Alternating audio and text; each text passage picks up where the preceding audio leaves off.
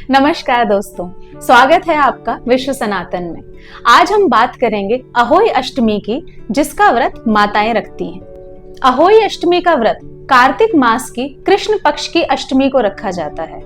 ये व्रत माताएं अपने संतानों की लंबी आयु, सुख समृद्धि और अच्छे स्वास्थ्य के लिए रखती है। इस दिन माताएं निर्जला उपवास करती हैं और शाम को अहोई माता, जो कि माता पार्वती का एक रूप है, उनकी पूजा करती हैं।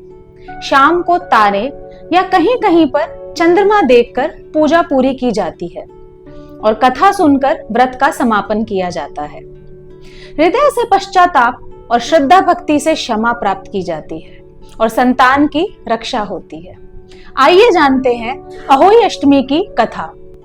बहुत समय की बात है, एक नगर में एक साहूकार और उसकी धर्म पत्नी रहते थे। दंपति अत्यंत पुण्यात्मा, दानशील और ईश्वर भक्त थे। उनके 7 पुत्र थे।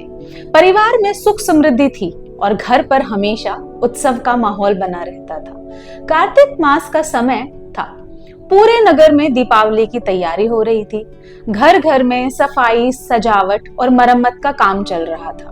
उसी समय साहूकार की पत्नी ने भी सोचा कि घर के आंगन की दीवार टूटी हुई है, उसे ठीक करना चाहिए। इसके लिए मिट्टी की आवश्यकता थी। वो एक टोकरी और खुरपी लेकर पास के जंगल में मिट्टी खोदने गई। वो जैसे ही मिट्टी खोदने लगी, अचानक उसकी खुरपी से एक छोटी सी आवाज आई।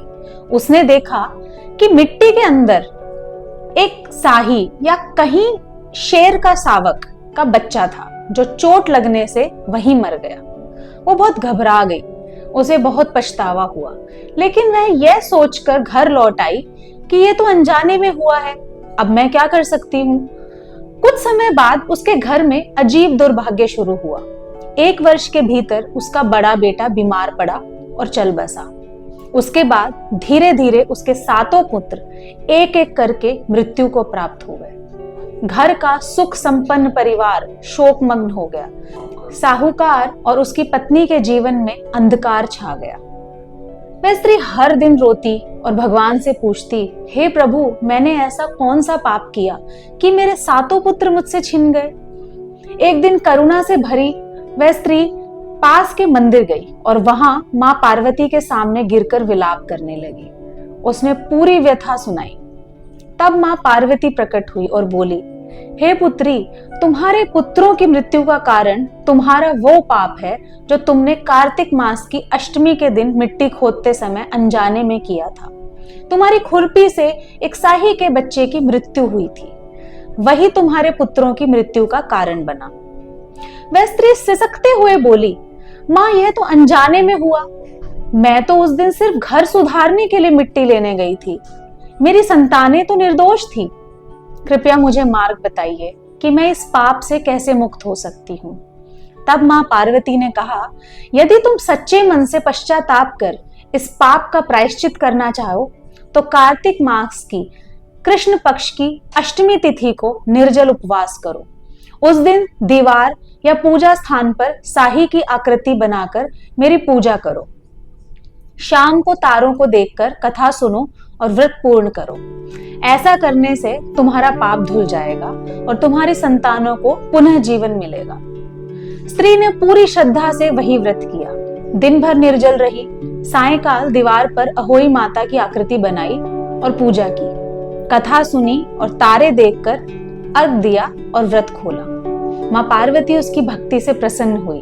उसी रात देवी ने स्वप्न में आकर उसे आशीर्वाद दिया, हे पुत्री, तुम्हारी संतानें फिर से जीवित होंगी और दीर्घायु होंगी। सुबह जब वो जागी तो देखा उसके 7 पुत्र जीवित होकर उसके सामने खड़े हैं। पूरा परिवार खुशी से भर उठा और नगर में उत्सव का माहौल बन गया। तभी से यह परंपरा शुरू हुई। हर वर्ष कार्तिक कृष्ण अष्टमी को स्त्रियां अहोई माता का व्रत करती हैं। वे अहोई माता की आकृति बनाती हैं, कथा सुनती हैं और संतान की सुख समृद्धि, लंबी उम्र और रक्षा के लिए व्रत करती हैं। व्रत कैसे किया जाए? पूजा का स्थान पश्चिम दिशा की ओर मुख करके पूजा करें। दीवार पर अहोई माता की चित्र प्रतिमा बनाएं या लगाएं। साथ में स्याहू और उसके 7 बेटे बनाए जाते हैं। पास में एक छोटा सा गड्ढा खोदकर उसमें चांदी का सिक्का या आभूषण डालना शुभ माना जाता है। एक तांबे या पीतल का कलश जल से भरकर रखें। कलश के ऊपर नारियल और आम के पत्ते रखें। अहोई अष्टमी व्रत कथा या पाठ याद करें। यदि समूह में व्रत किया जा रहा है तो कोई एक महिला कथा पढ़े और बाकी सुने।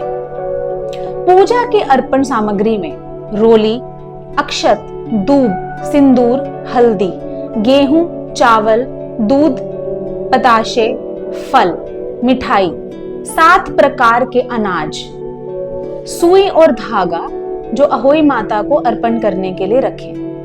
कुछ स्थानों पर व्रत के अंत में तुलसी या अर्जुन वृक्ष के नीचे दीपक जलाकर कथा सुनी जाती है और जब आकाश में तारे निकल आएं तब उन्हें देखकर जल अर्पित करें।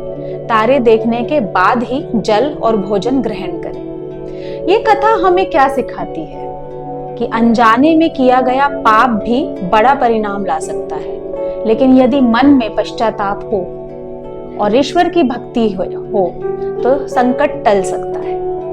माँ का प्रेम और आस्था संतान की रक्षा करती है। एक बार फिर से आप सभी लोगों को अहोई अष्टमी की शुभकामनाएं। धन्यवाद। अगर आपको ये वीडियो अच्छी लगी हो तो वीडियो को लाइक और शेयर करें और विश्व सनातन चैनल को सब्सक्राइब करें।